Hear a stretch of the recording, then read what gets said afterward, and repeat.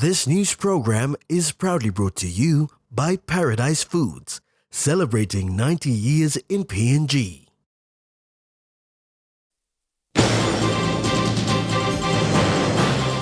Lawyers in the country urge to combat and improve their practice in law. Prime Minister attend APEC summit in San Francisco. And DPM to prioritize public servants' housing.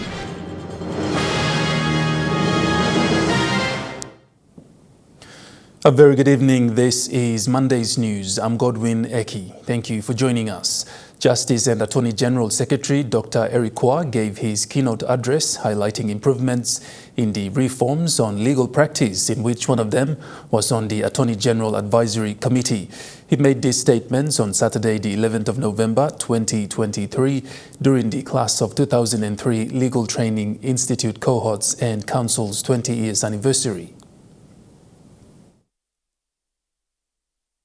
The Attorney General's Act intends to improve governance in the Department of Justice and Attorney General. The statement was made by the Justice and Attorney General's Secretary, Dr. Eric Kwa, one of which is the improvement on the Office of the Solicitor General. Dr. Kwa also elaborated on the Attorney General Advisory Committee. So the Office of the Solicitor General, we have now fixed it. We have clarified its roles and functions. And what we have also now done is to include a new provision in the AG's Act. And that is a committee called the AG's Advisory Committee. Now that particular committee is chaired by the Secretary for Justice. The whole purpose of that committee is basically to deal with all brief-outs. Because, you know, I was the AG for 2 years. And I noticed that brief-outs done at the discretion of the AG. And so we found that, not you people, but previously, and we are still paying bills. Now people are realizing one law firm was given about 50 files, Narbla was given 30 files, and we never get the reports back on those files. And so Mipla now setting up a committee, long managing brief-outs. So we are currently working on the guidelines, the regulations to improve our own governance of our process. He further explained. Time people kisi one request people, one law firm, all the right come, or one departmental, one department or one state agency, and me right come not talk. People like him brief out. That request must go to this committee. And in my view, my own personal view, he said one law firm must not have more than 5 files from the state. We must spread the work of the state across the various law firms so that you all contribute to the government, that you all help us in the development of this country. Grace Papiali, National, Emtv News. Justice and Attorney General Secretary Dr. Eric Kwa, whilst reflecting on the Paul Paraka saga, urged lawyers to combat and improve their practice in law.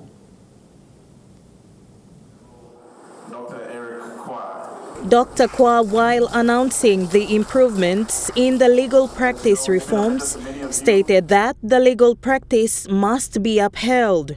Many of you heard about the Paul Paraka saga, the conclusion of it.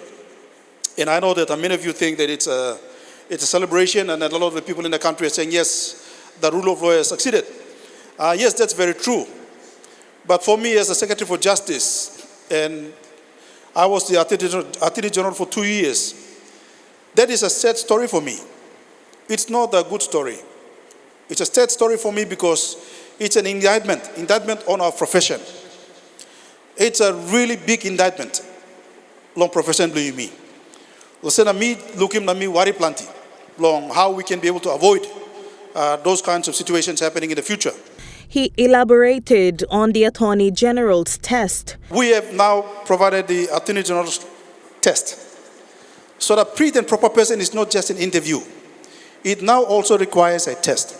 You have to pass the test to now get admitted. The reason is because we are noticing that there are lots of students who are coming to the law school coming to LTI that cannot even read and write. So that's something that we have now done in terms of improving the graduates that are coming through as lawyers, and also in terms of those who are already practicing, how do we polish you? Grace Papiali, National Emtv News. The Department of Personnel Management has been working on a number of important government initiatives concerning public servants' housing in PNG. DPM established formal partnerships with the National Research Institute and the International Finance Corporation for both policy and financial guidance and assistance. Housing for public servants has been a long-standing issue of which successive governments have made some effort to try and address. And so we're very transparent about it. We're not hiding anything. We're putting what we have in terms of the draft. Now you tell us exactly what you want to see in policy so that it is a consensual arrangement. The MOU between DPM and NRI has cemented a partnership towards putting in place the right policies to guide housing for public servants. Housing policies developed will incorporate housing as a condition of employment at the district, provincial and national levels. DPM also launched the Portion 1212 initiative at Bomana for 1,000 plus houses to be built for public servants. Through a public-private partnership with International Finance Corporation, this project is set to be realized once IFC confirms developers who will commence building the houses for public servants. Amanda Elaitia, National Emtv News. One of the biggest challenges faced by humans today around the world is climate change. Leaders at the Pacific Islands Forum also discussed ideas on how to limiting global average temperatures to 1.5 degrees Celsius above pre-industrial levels with a peak of fossil fuel consumption in the near term. While committing to implementing the Paris Agreement when it comes to climate change, much of the talk has been around transitioning away from coal, oil and gas in energy classifications, but the transition towards using fossil fuel for a free Pacific. While the large community is pushing and moving towards a cleaner energy usage, large forum members such as Australia feels that its current commitment is enough. Pacific leaders are aspiring to a just and equitable transition to fossil fuel-free Pacific, acknowledging that the pathway is not immediate. However, this falls short of the ambition required to save our islands, people and communities from the unprecedented climate change impacts. Pacific leaders have missed an opportunity to demonstrate genuine commitment, instead opting for an aspirational speech-making. Despite this, the final communique calls on all development partners to provide sustainability, greater levels of climate finance, technology, and capacity to accelerate decarbonization. The recent Pacific Islands Forum leaders meeting in Rarotonga, Cook Islands, saw the summit's major focus turn to the endorsement of a detailed implementation plan for 2050 strategy for the Blue Pacific continent, a regional framework adopted at last year's summit in Suva. As Forum, the chair of the Forum said the implementation plan articulates the specific goals, outcomes, and regional togetherness. The 2050 strategy also endorsed the Pacific Partnership for Prosperity as a governmental prioritization process to put together resources and to empower the people of the Pacific and to bring about transformational change through national and regional development. Also during the summit, 17 out of the 18 forum members endorsed and adopted a series of statements and arrangements, including statements on the statehood and climate change and the legal declaration of a major new regional financing mechanism, the Pacific Resilience Facility. The Pacific Islands Leaders Forum also endorsed a revitalized Pacific Leaders Gender Equality Declaration, which was first adopted at the last Cook Islands Forum in 2012, recognizing the responsibility and importance of both men and women in our Pacific society was of high importance during the summit, especially when countries are working towards the Leaders 2050 vision. Meanwhile, it was at this forum the Papua New Guinea government also assisted some of the small Pacific Island nations who are struggling financially to help aid the many challenges they are facing. National Emtv News continues after the break. Stay with us.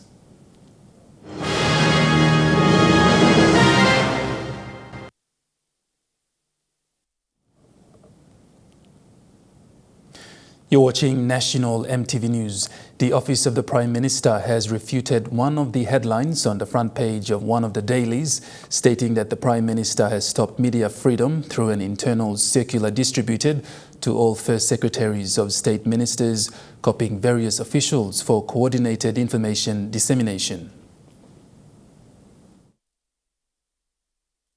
The Office of the Prime Minister, in a statement released this afternoon, highlighted that the media, as the fourth estate, plays a vital role in scrutinizing public officials and political institutions for the public interest, stating that while freedom of expression is a cherished right, it comes with responsibility, and emphasized that the fourth estate should engage in responsible reporting, free from bias and distortion. The department is encouraging journalists and editors to uphold investigative reporting skills, as the office emphasizes the importance of avoiding questionable media narratives with distorted facts. PM's department highlighted that today's front page on one of the dailies turns an internal circular into an allegation against the Prime Minister and raised concerns about the impartiality and independence of the news agency. They are calling for a commitment to ethical reporting and fact-checking. Sharon Engnui, National Emtv News.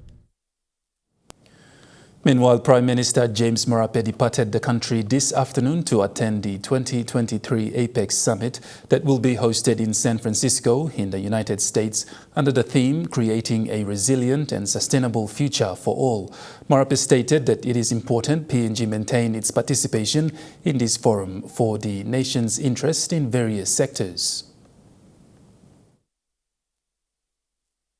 The 2023 APEC summit, to be hosted in San Francisco, will be chaired by President Joe Biden and will see leaders, ministers and officials from APEC countries that discuss a wide range of policies, including trade and investment facilitation, the digital economy, clean energy and climate, health, gender equality and equality, as well as anti-corruption and food security. In a news conference this afternoon at the APEC terminal in Port Moresby, Prime Minister elaborated on the importance of PNG's participation at this significant forum. Engagements of our country in international forums, we have to ensure that we participate in these important forums. And some may relate to this as money waste or time waste, far from the truth. All this has national interest in it, and there's also some return on the time we burn and the effort we put in and the cost of travel.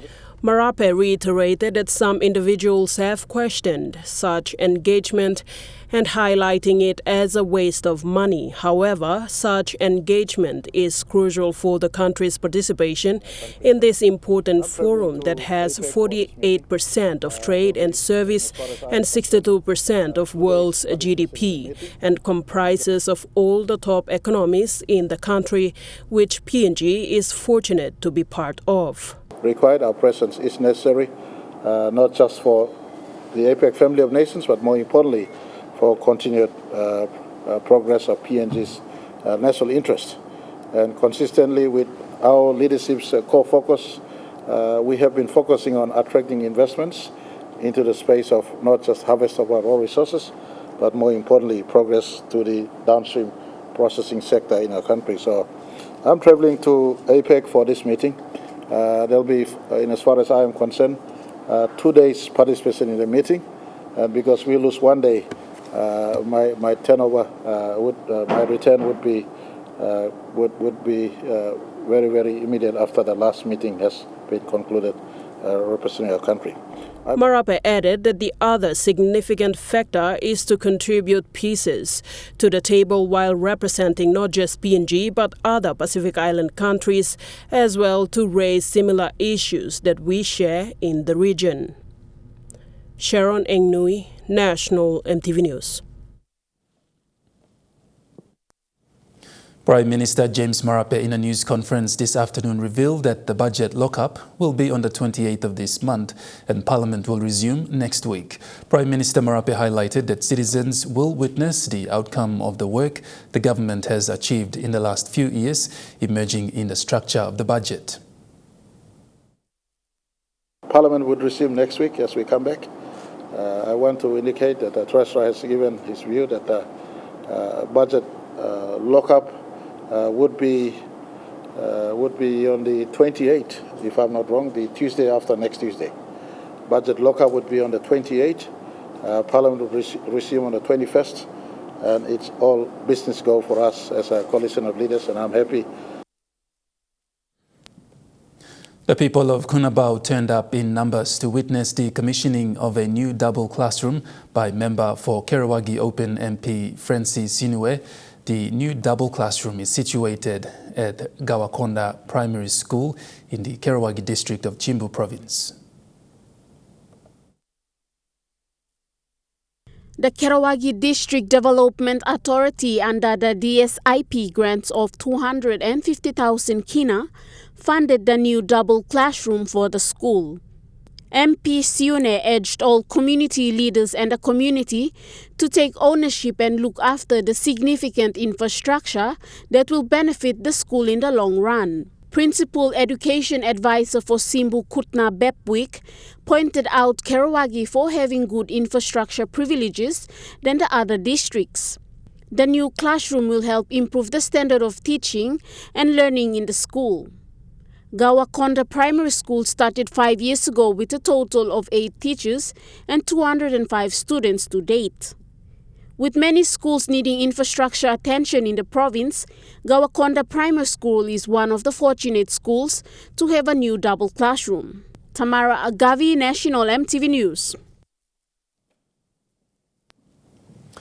35 students who graduated from the Christian Integrated Technical Training Institute in Leh have been urged to enhance their skills through on-the-job training, be committed, and have a goal to create employment rather than employees all the time. This statement was made by local entrepreneur Matthew Togola.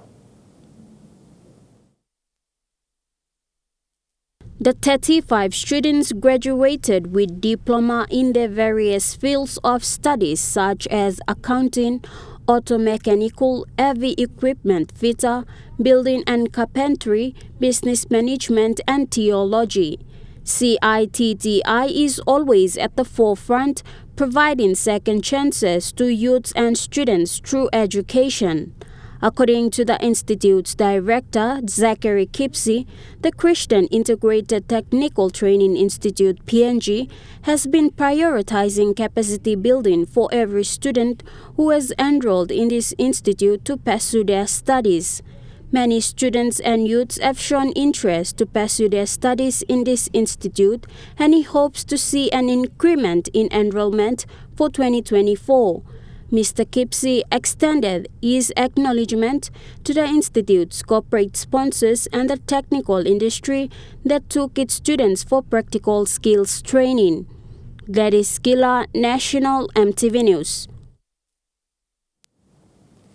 Papua New Guinea reggae star Anslom Nakikus and his producer Emmanuel Makunawa, known as Toxic Man, are on a familiarization tour in New York and Florida in the United States to produce cutaways for music videos for a new album with the Wailers.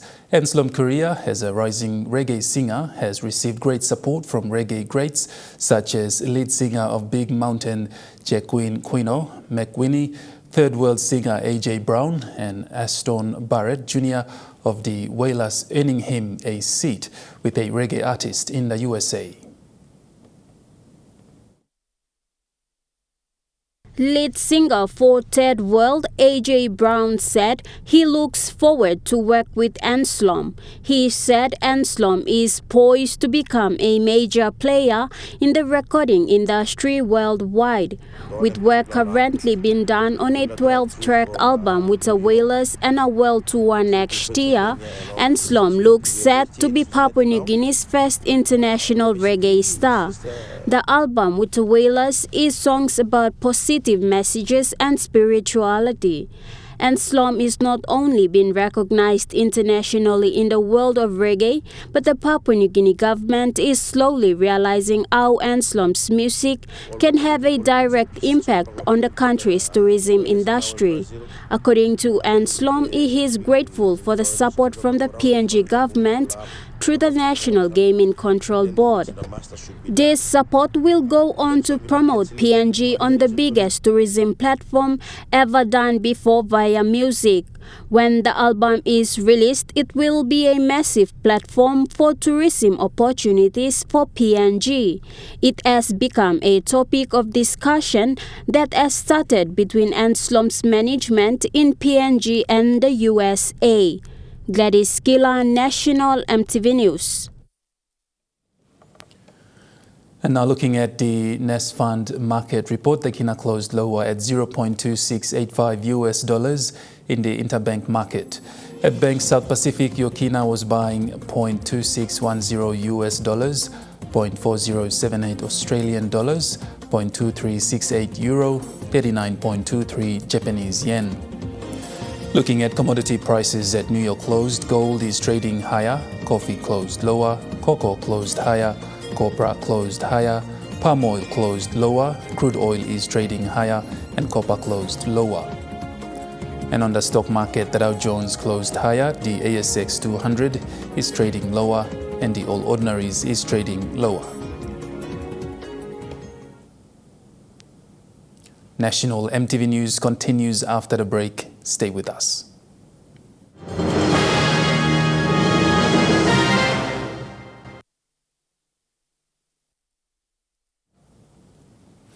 You're watching National Emtv News. Stories making headlines overseas. The daughter of the only Australian to be killed in the October the 7th Hamas attack has returned to her home in Israel's south to salvage what's been left. I'm about 5 kilometres from the Gaza border in a kibbutz called Be'eri. Behind me is the home of Galit Carbone, the only Australian to be killed when Hamas terrorists stormed southern Israel on October 7.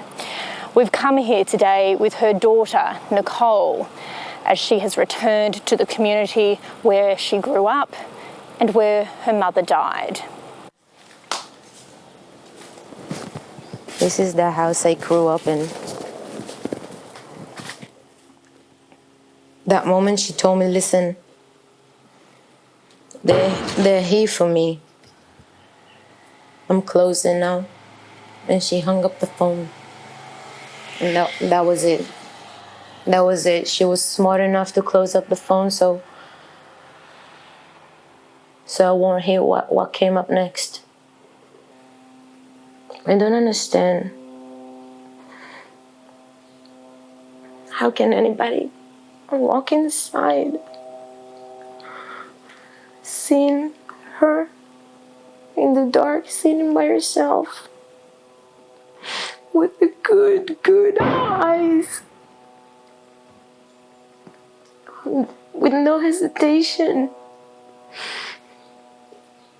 just shoot her like that?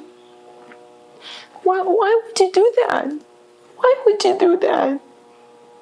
The bad guys have actually killed my mom. They've been in here, my house, in my room. They killed her on my bed.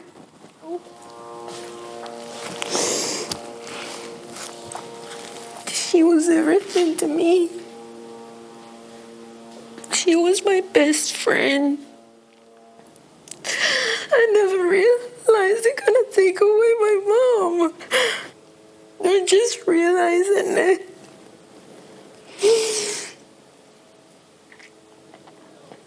I'm not gonna see her good eyes again, beautiful smile.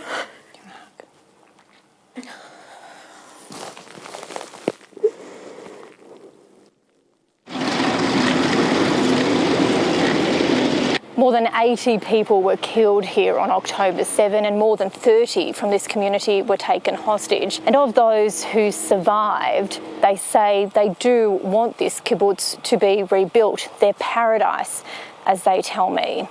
But they're not sure that they'll return to live here.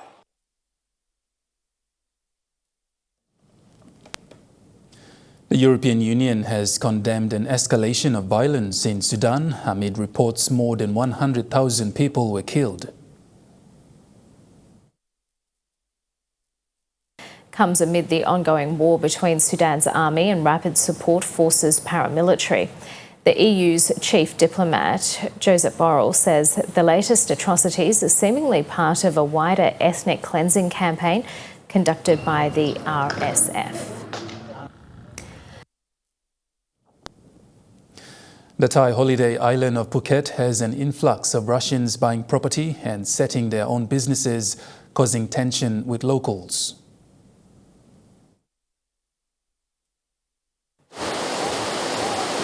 Sunset, selfies and Cyrillic in the sand. I love Phuket because here warm and very beautiful. The island of Phuket is not exactly a hard sell, and there's one particular type of buyer driving a property boom. Russians love Phuket because Phuket is a very nice place to live and spend your holiday. Almost 500,000 Russians arrived in Phuket between January and July this year, and about 10,000 of them decided to stay long term. And everything is made in light colours. Kristina Kamisheva lived in Siberia before selling Sunset on Phuket. She says the influx of Russian buyers has contributed to big price rises, particularly on the western side of the island. We are in the best unit in terms of view. Usually it's 5% every year. The price increase for 5%. But this year, I think it was boom. So it increased for 10 or even 20%. 80% of the buyers in this complex are Russians, and they're now the leading international buyers of property across the island. The locals are so happy with Russian tourists coming here. You don't think there's any tension? No. But local business owners like Sakon disagree. Russian people run their own hotels. They provide car rental services and tour packages for customers, so they don't have to find those by themselves. The benefits do not reach local people or legitimate businesses. The opposition Move Forward party says the government should give Russians more rights to work legally. Thai people, they welcome foreigners to stay, to live together in Thailand. But we need everyone to comply the law. It's not just illegal work some locals are worried about. There are also reports of Russians being involved in widespread criminal activity on Phuket, but that's not really supported by the statistics. Of the 635 foreigners who were charged with offences in the first half of this year, only 78 were Russian. And police say there's no evidence of a mafia presence on the island. With winter coming in Russia and no end in sight for the war in Ukraine, the influx of Russians only looks set to increase. People living near Rome were surprised when a large male lion was spotted wandering past their homes along residential streets. In a small town, the animal had escaped from a nearby circus. Mamma mia, Madonna Santa. Last night, panic and astonishment in this Italian town as a lion escaped from a local circus. The animal, known as Kimba, was spotted by several people casually wandering the streets. The seaside town of Ladispoli, north of Rome, was placed on lockdown alert, the mayor warning its 40,000 residents to stay at home. The search was not easy. This footage, taken from a police helicopter, shows how tricky it was to spot the lion at nightfall. he was able to get away multiple times. But after 7 hours on Saturday night, the authorities finally captured and sedated Kimba. An investigation has been opened into how exactly this adult lion was able to escape from his cage. But the good news is that Kimba didn't hurt anybody and is doing well.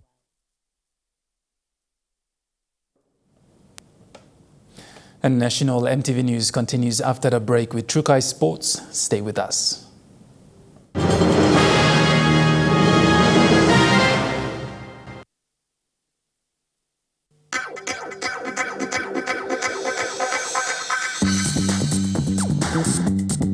Trukai Sports.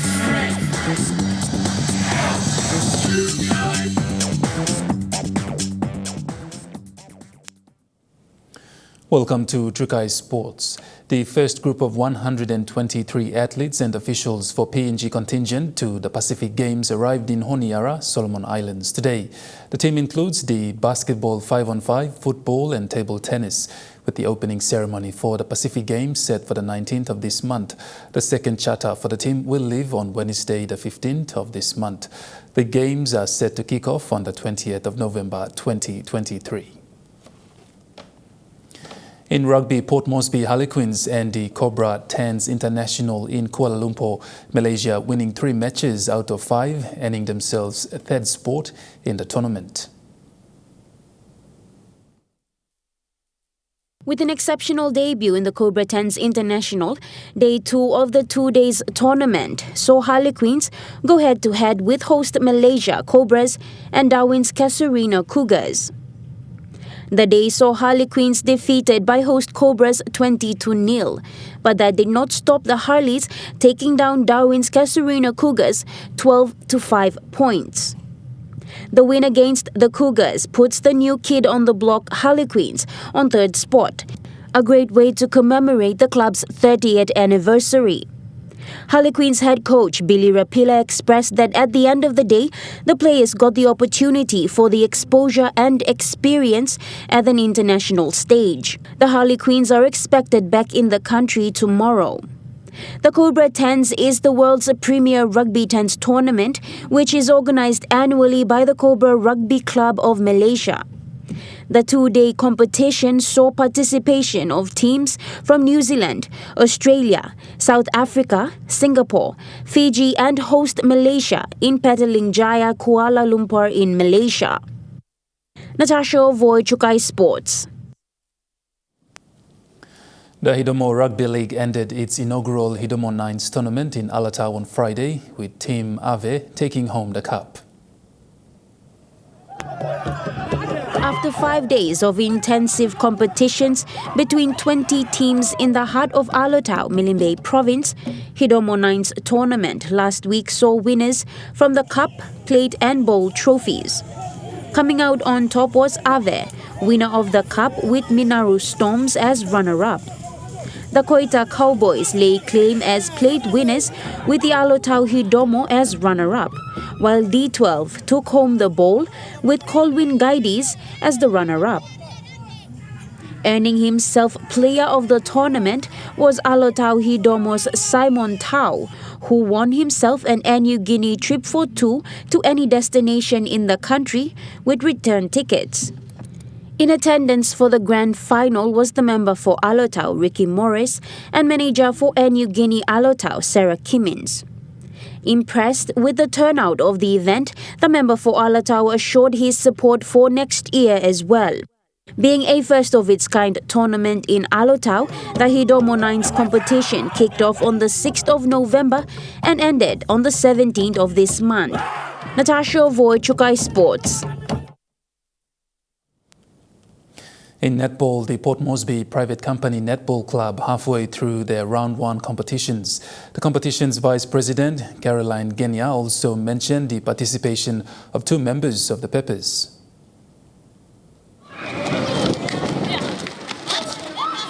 Kicking off early October this year, yesterday saw Game 4 of Round 1 for the private company Netball Club competitions. Vice President Genaya noted an overwhelming show of interest in the competition as a total of 90 companies are currently in participation in 20 divisions. She expressed that the competition is quite hectic, with only 6 courts to cater for the teams at the Rita Flynn Netball Court in Port Moresby. So each division has 6 companies. So it's quite a huge competition, this private companies netball club. And we hope to finish our round 1 games by next week Sunday. And then we start fresh in the new year for round 2. The Vice President also made mention that the competition was happy to note participation of Pepe's Jacqueline Lahari playing for Elamari School in Division 8 and Shanez Apelis playing in the Bank of PNG team. Genaya expressed as well that apart from good competition, the event was also an opportunity to network among the different companies. Well, when we come out here on a Sunday, it's all about networking, socializing, and, for us women that are always in the office from Monday to Saturday, this is a great avenue for us to come out and, enjoy the atmosphere, enjoy everyone's company out here. And it's a great place to come and network and socialize with different other ladies, different other professional women in their own right as well, so yeah. The Vice President also made mention that this season saw the introduction of the men's division in the competition. Natasha Avoy, Chukai Sports. Chukai Sports continues after the break. Stay with us. Chukai Sports. You're watching Chukai Sports. Moving to overseas sports, North Melbourne is into an AFL-W preliminary final after a big win over defending champions Melbourne at Princes Park yesterday. The Kangaroos beat the D's by 41 points, 7-8, 50 to 1-3-9. In a brilliant defensive display, the D's will now have to butter up to face Geelong in an elimination semi-final next weekend after the Cats knocked off the Bombers earlier on in the day. They were too strong for a gallant but never too threatening Essendon side, beating them 7-9, 51 to 5-3, 33. In golf, New Zealand's Ben Campbell has won the Hong Kong Open in what was a dramatic finish to the Asian Tour. Campbell hit a 4 under par 66 to finish 19 under and Pip Smith to a title previously won by major champions Rory McIlroy, Justin Rose and Greg Norman. Overnight leader Pachara Kongwat-May suffered a late slump to drop into a tie for third. The runner-up showing, though, is the perfect preparation for the defence of Smith's Australian PGA title. They'll be teeing off in Brisbane next week for that one. That ends Chukai Sports. The Money Plus weather report is next. Stay with us. Chukai Sports.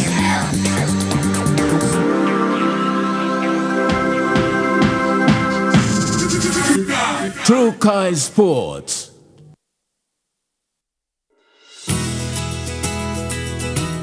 This weather update is proudly brought to you by Money Plus. With you always.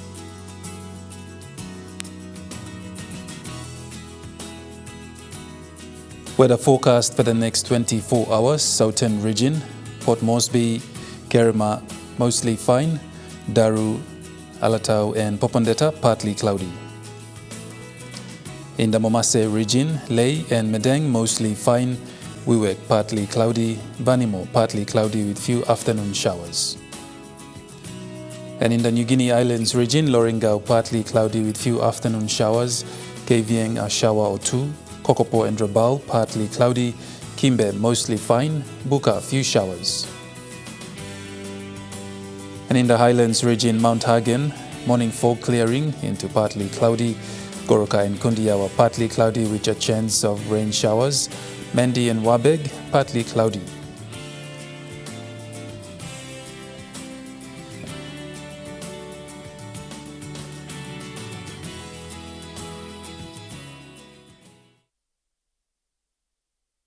Weather update was proudly brought to you by MoneyPlus, with you always.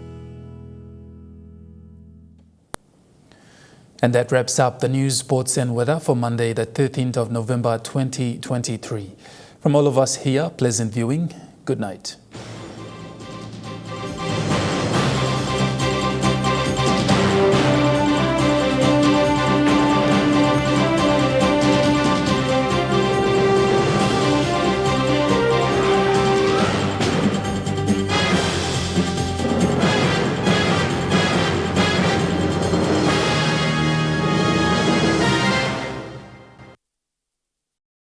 This news program was proudly brought to you by Paradise Foods, celebrating 90 years in PNG.